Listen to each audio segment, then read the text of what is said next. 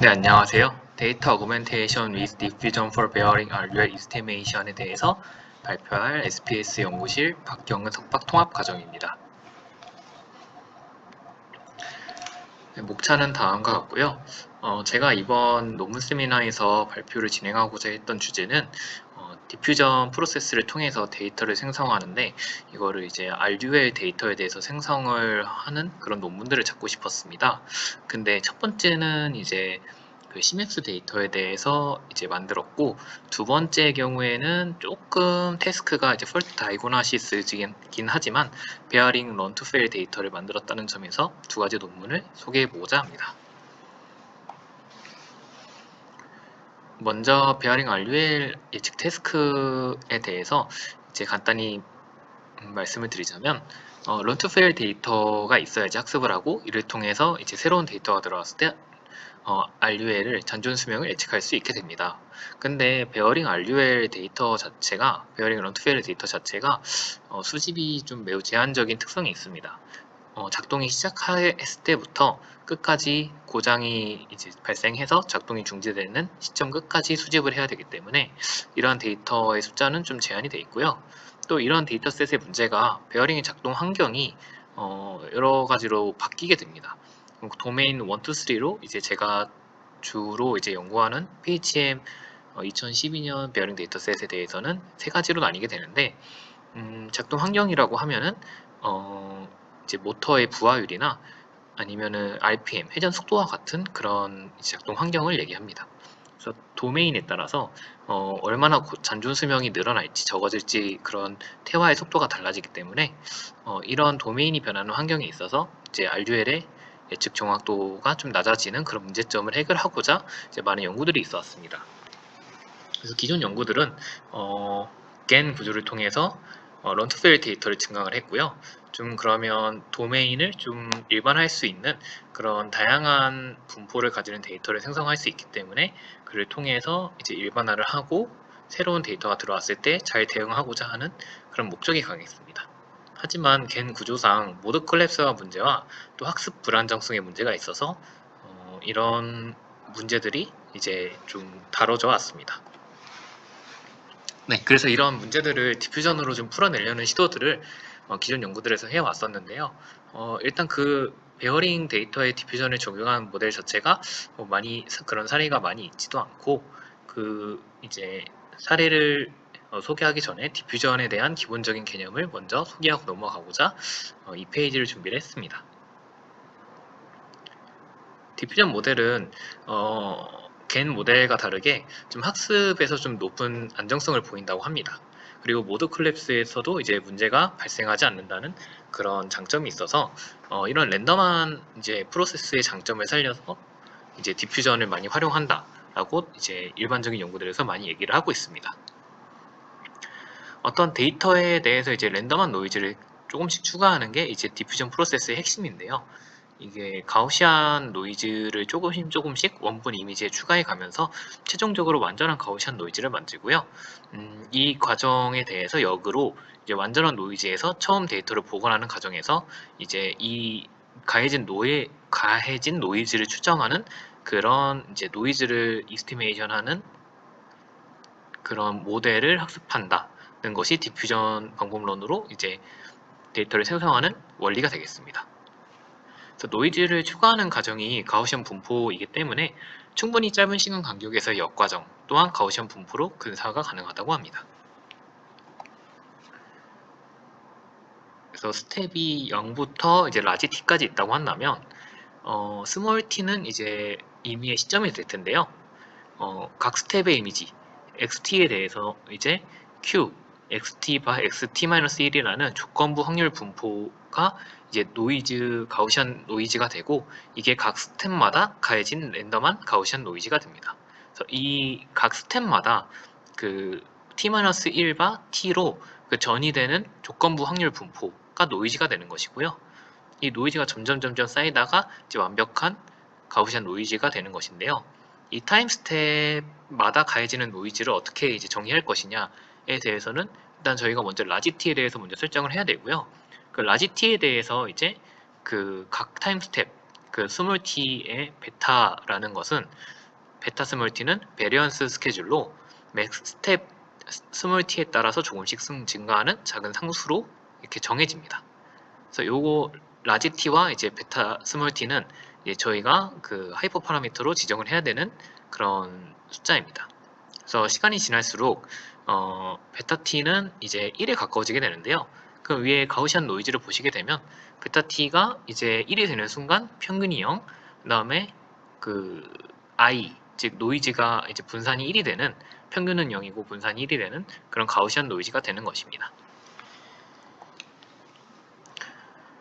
그래서 전체 포워드 프로세스의 조건부 결합 분포는 이제 그 마코브 체인에 대해서 들어보셨다면은 그 체인 성질에 따라서 그 조건부 확률 분포가 Q, XT, XT-1의 분포는 T-1보다 더 이전 시점에 대해서는 독립입니다.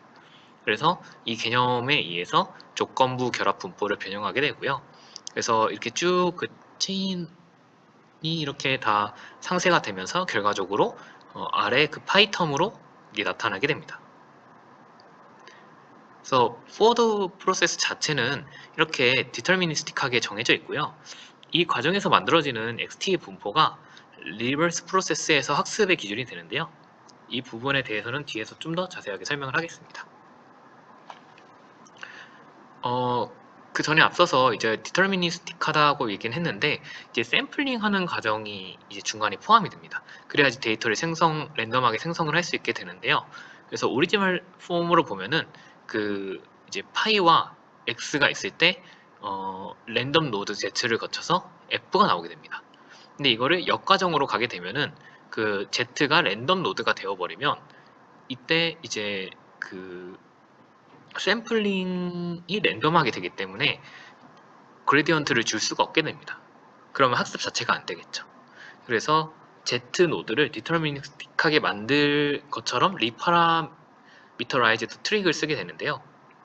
간단하게 샘플링 과정을 그 Z 노드에서 바로 하는 것이 아니라 랜덤 노이즈 엡실론을 항을 추가하고 이 랜덤 노이즈를 샘플링 항으로 잡아서 Z를 약간 랜덤한 그런 샘플링으로 나타나는 식으로 치환을 한 겁니다. 그렇게 리파라미터라이즈드를 하게 되면은 백프롭 때 이제 랜덤 에러는 상수이기 때문에 이제 미분이 돼서 사라지게 되므로 그레디언트를 역전파할 수 있게 되고 백프롭이 자연스럽게 이루어지게 됩니다.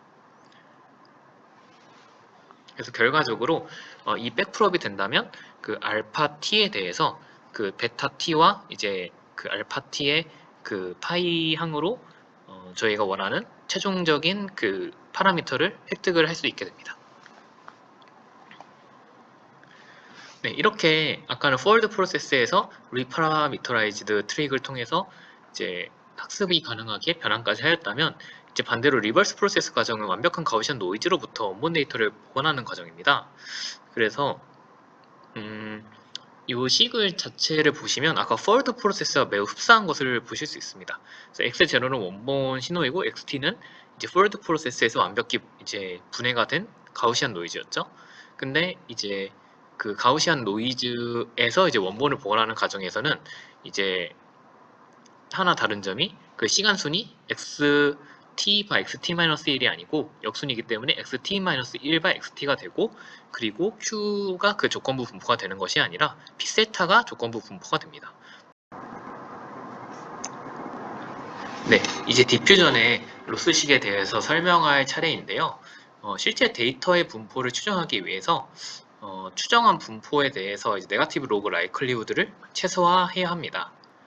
그래서 로스식은 세 가지로 나눠져 있는데 L 라지 t, L 스몰 t-1, L 제로 세 가지로 나눠져 있습니다. 먼저 L 제로는 X1에서 X0를 복원하는 성능에 대한 로스이고요. L 라지 t의 경우에는 포워드 프로세스에서 최종적으로 가우시안 노이즈로 바꾸는지에 대한 로스를 의미합니다. 그리고 L 스몰 t-1은 각 타임 스텝 t에 대해서 이전 스텝의 이미지를 얼마나 잘 복원하는지에 대해서 이제 리버스 프로세스에서의 그 KL 다이버전스를 forward에 대해서 이제 비교를 해서 그 분포에 대한 차이를 줄여나가는 과정인데요. 이 중에서 L 라지 T와 L 제로는 각각 하나의 항에 대해서만 이제 계산을 하니까 무시가 가능할 만큼 로스식의 영향이 미미하고 보통 이거를 간단히 심플리피케이션을 한다면 요 아래와 같이 그 KL 다이버전스의 그 각 타임 스텝 T에 대해서 T가 1보다 큰 숫자에 대해서 쭉 나열한 것이 다음과 같이 요약이 됩니다. 그래서 여기서 나오는 엡실론은 이제 T 시점에서 가해진 노이즈고요. 엡실론 세타가 이제 예측한 이제 노이즈가 되기 때문에 이 둘의 차이를 줄여나가는 것을 이제 익스펙테이션을 한다. 그런 식으로 생각을 해주시면 될 것 같습니다. 네, 여기까지가 이제 디퓨전에 대한 일반적인 해설이었고요. 다음부터는 이제 제가 가져온 이제 베어링이나 뭐 그 시맵스 데이터, 이 논문 지금 설명하려는 논문은 그 항공기 엔진의 시맵스 데이터를 사용을 했는데 시맵스 데이터에 이제 RUL을 예측하기 위해서 디퓨전을 어떻게 활용했나 그 예시를 보여주는 논문에 대해서 설명을 드리도록 하겠습니다. 먼저 그 시맵스는 다별량 데이터이고요. 여기서는 이제 예시로 x0에 대해서 이제 원본 데이터죠. 3개의 변수를 플롯을 했는데요. 다음과 같이 왼쪽이 이제 시계열의 맨 처음이고 오른쪽 끝이 가장 마지막 시계열의 이제 끝 부분이기 때문에 처음부터 끝으로 갈수록 어떤 디그레데이션 패턴을 띠는 것을 볼 수 있습니다. 그리고 이제 중간중간 x0에서 xt-1, xt, 그다음에 x 라지 t로 갈수록 점점 더 가우시안 노이즈가 가해져서 가우시안 노이즈가 최종적으로 x 라지 t에 대해서 그 랜덤한 노이즈처럼 그 시계열이 변화되는 것을 보실 수 있습니다. 그래서 이 과정에서의 그 변환 과정을 통해서 데이터를 어떻게 생성하고 이를 RUL 예측할 때 어떻게 활용하는지에 대해서 본 논문의 컨트리뷰션은 디그레데이션 트렌드 인코더로 효과적인 표현을 학습했다고 하고요. 이건 그냥 간단히 피처 익스트랙터를 디그레데이션 트렌드 인코더라고 명명을 했습니다. 그리고 표현 학습했고 두 번째로 디퓨전 생성 모델을 적용해서 생성 샘플의 품질을 확보했다고 합니다. 그리고 세 번째로 디퓨전 내 디노이즈 네트워크에서 생성 컨디션을 부여한 샘플을 생성했다고 합니다.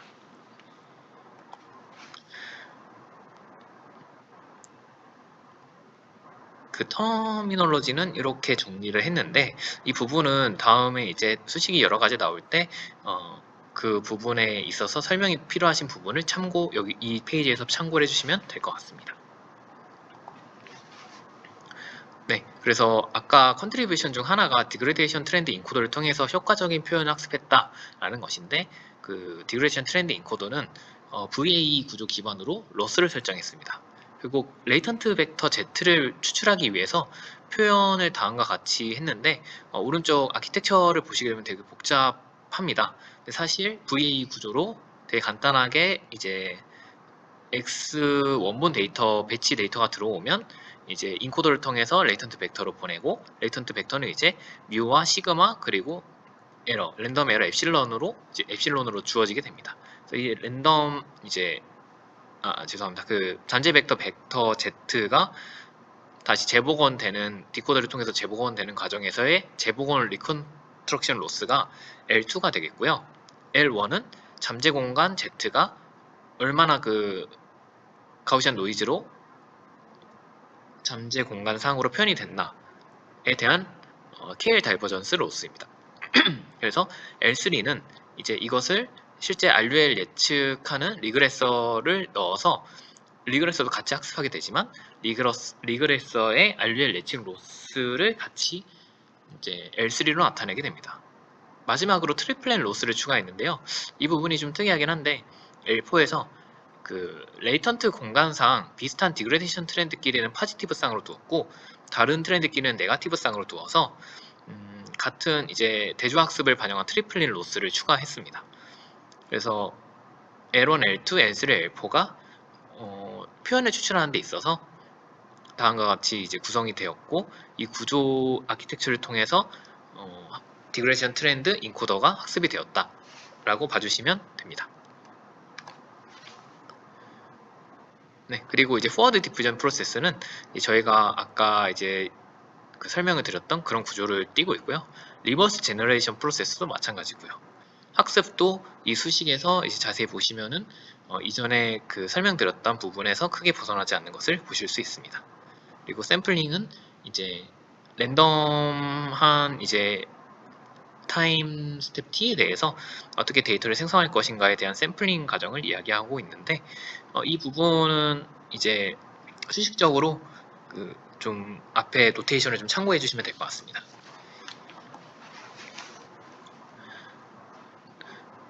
그래서 이제 디노이징 네트워크를 어떻게 학습했냐라고 보시면 디노이징 아키텍처는 오른쪽 피규어 3를 보시면 되는데 인버티드 보틀넥 구조를 통해서 각 변수의 패턴 추출 능력을 강화했다고 합니다.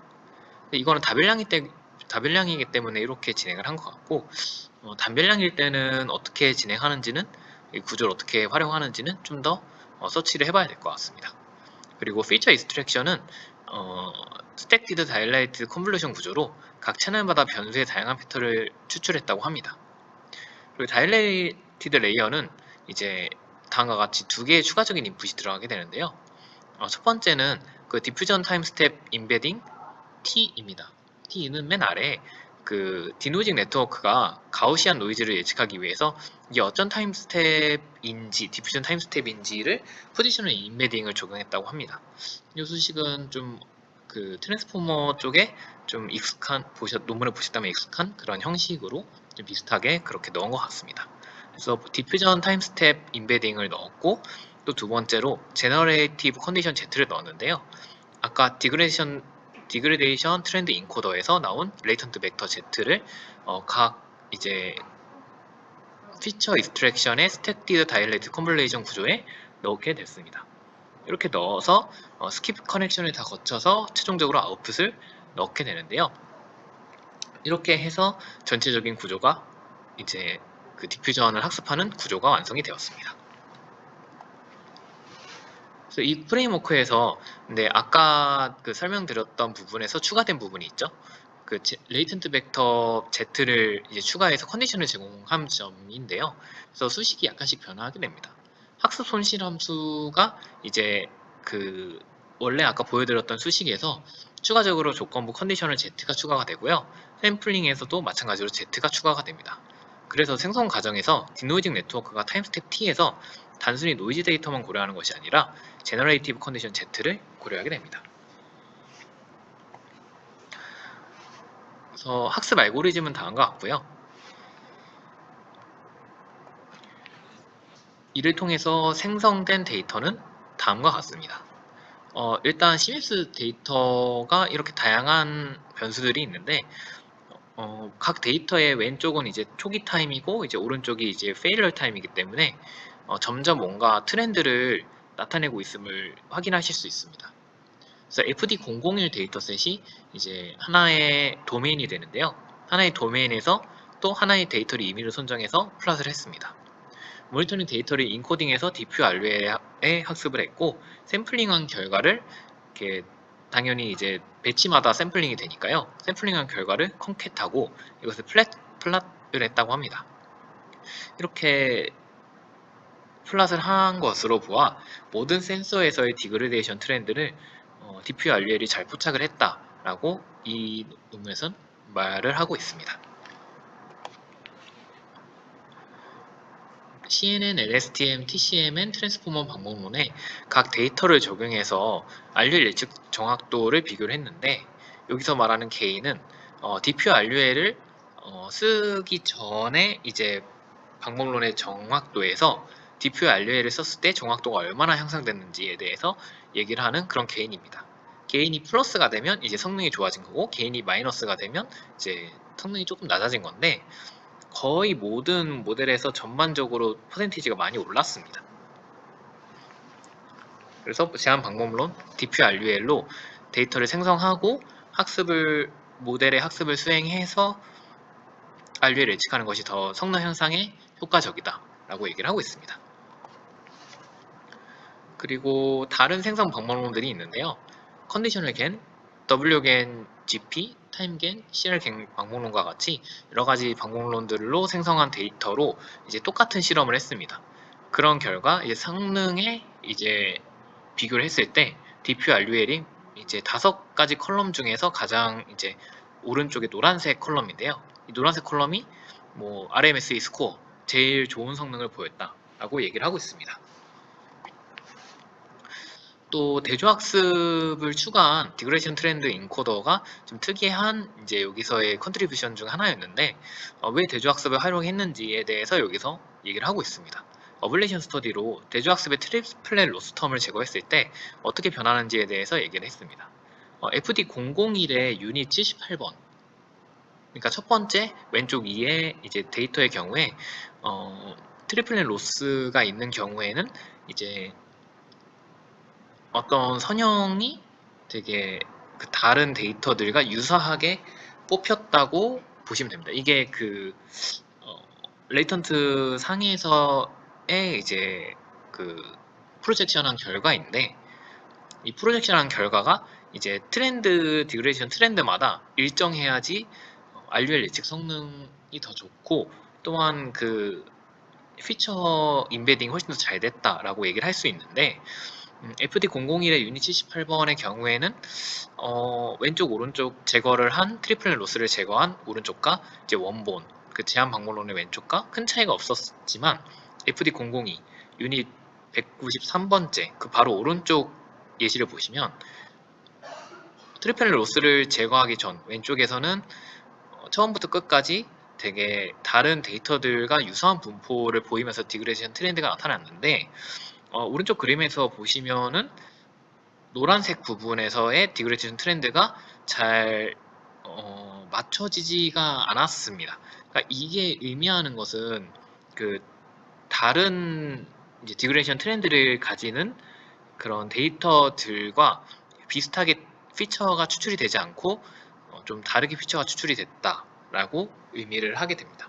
그래서 세 번째, 네 번째 데이터들도 트리플렛 로스를 추가했을 때에는 처음부터 끝까지 다른 데이터들과 비슷한 디그레이션 이제 그 트랙을 보였지만, 오른쪽으로 보아서 이제 제거를 하게 되면은 중간에서부터 노란색 부분에서 되게 차이가 크죠. 이게 RUL이 되게 큰 지점인데, 큰 지점에서 잘 예측을 하지 못하기 때문에 트리플렛 로스 텀에 대한 이제 추가를 하는 것에 대한 컨트리뷰션을 얘기를 하고 있습니다. 네, 그래서 트리플렛 로스를 0으로 설정한 메소드 2와 또 메소드 1, 메소드 1은 이제 제너레이티브 컨디션 Z를 그 인코더를 통한 레이턴트 벡터 Z를 주는 것이 아니고 RUL 라벨로 대체를 했을 때 어떻게 성능이 달라지냐에 대해서 얘기를 했는데, 전체적으로 성능이 많이 좀 떨어지게 되었습니다.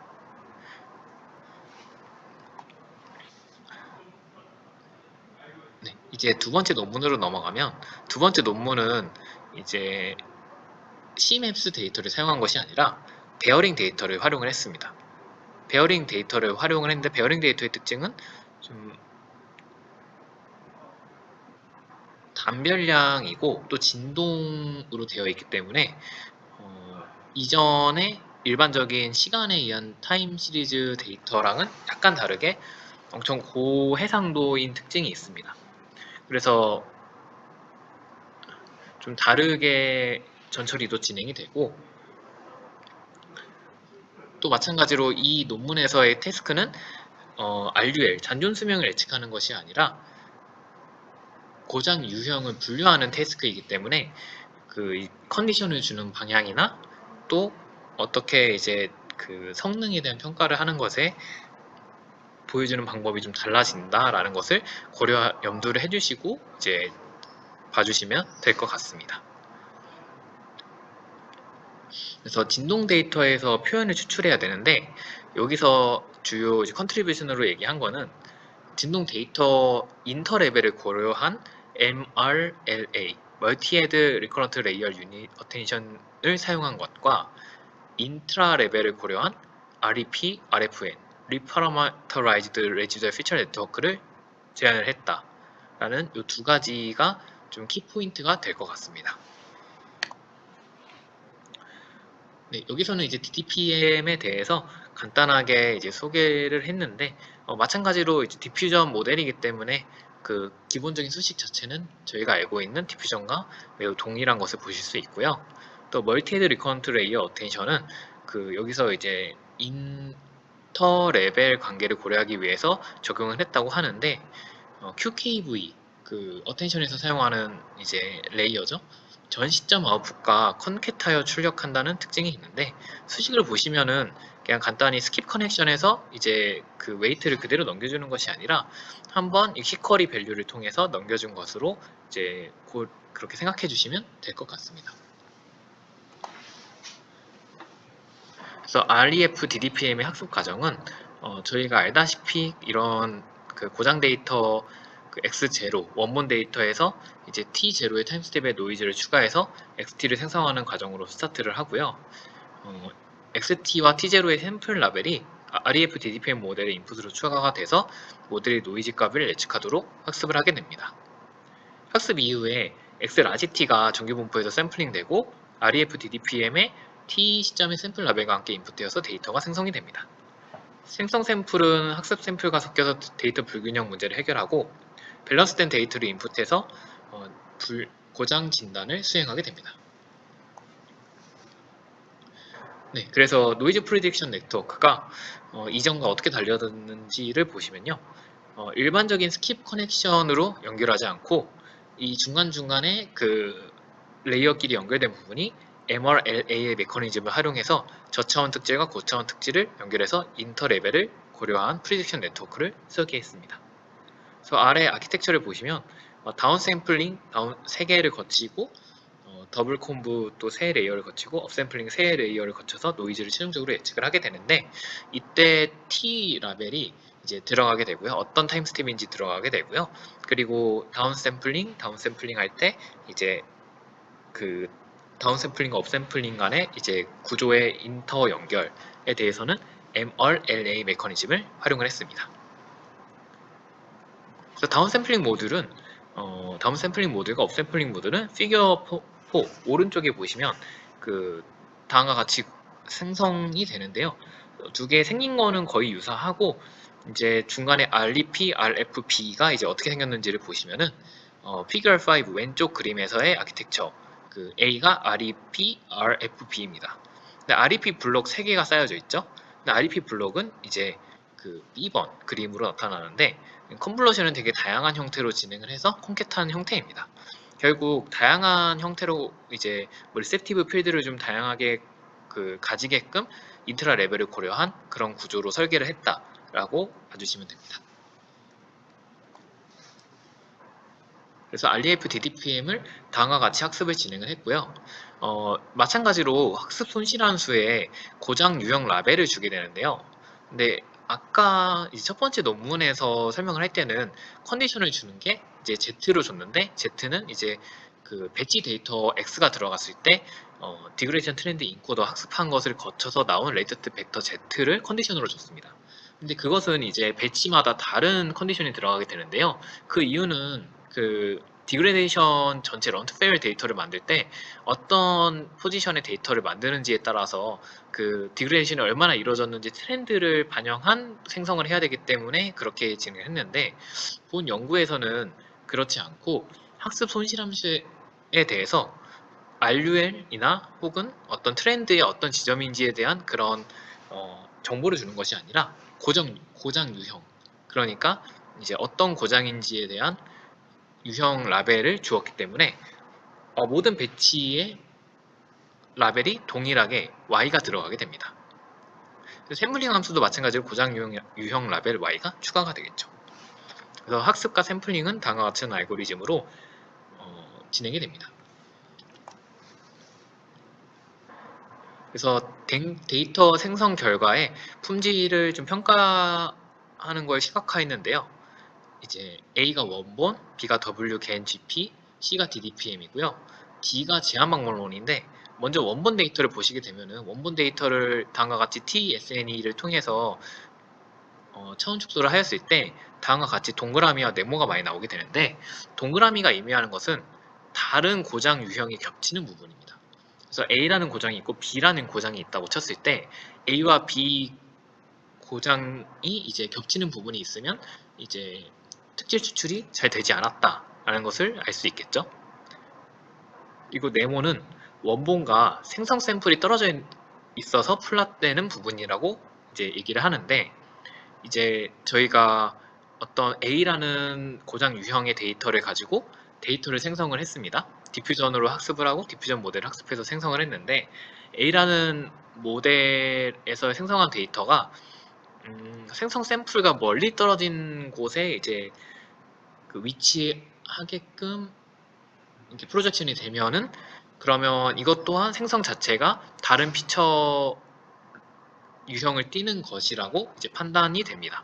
따라서 동그라미 부분과 네모 부분 둘 다 없는 것이 제일 이상적으로 잘 생성이 된 데이터도 생성이 되고 특질 추출 능력도 한층 향상이 돼서 고장 유형을 잘 분류할 수 있게끔 이제 정렬이 되는 것을 이제 알 수 있게 됩니다. 그래서 인터 클래스 오버랩과 인트라 클래스 오버랩이라고 하는데, 인터 클래스는 이제 각 고장 유형별로 얼마나 잘 떨어지는지를 보는 것이고, 인트라 클래스는 이제 각 고장 유형별로 얼마나 중심에 잘 뭉치는지에 대해서 얘기를 하는 것인데, A, B, C, D번을 보시면 동그라미 네모가 가장 좋은 것이 D번이고, 또한 그 고장 유형별로 잘 자기들끼리 뭉치면서도 다른 고장 유형들끼리는 떨어져 있는 것이 D라는 것을 확인할 수 있습니다. 그래서 RDF DDPM 방법론이 제일 이런 부분에서 효과가 좋았다라고 이야기를 하고 있습니다. 네, 어블레이션 스터디도 이제 마찬가지로 여러 가지 방법론, 생성 방법론들과 방법론의 샘플을 생성해서 고장 유형 분류 정확도를 비교를 하게 되었는데, 제한 방법론의 경우에 뭐 소스 클래스의 비율이 너무 적은 1대 40, 1대 20인 경우를 좀 제외를 하고는 뭐 1대 10 이상의 비율의 이제 고장 샘플이 주어진다고 했을 때 생성 샘플의 다양성을 활용할 수 있기 때문에 DDPM이 훨씬 더 어큐레시가 높아지는 그런 결과를 나타냈다라고 이야기를 하고 있습니다. 그리고 결과를 분석하자면 불균형 비율을 아까 이제 비율별로 이제 얘기를 했는데, 고장 유형 분류 정확도를 이제 다음과 같이 그 학습 에폭마다 플랫을 해보면은 제한 방법론 D가 가장 그 에폭이 적을 때 한 3, 4 에폭만 되어도 제한론의 이제 학습 정확도가 거의 90% 이상으로 넘어가기도 하고, 또 클래시피케이션 리절트도 어큐리시가 훨씬 더 높았다라고 얘기하기 때문에 이 컨버지 부분에 있어서 매우 효과적인 방법론이고, 또 인트라는 컨버지하며 또 인터는 세퍼빌리티가 가장 높은 것을 다시 한번 이야기하고 있습니다. 네, 그래서 두 논문에 대한 서머리입니다.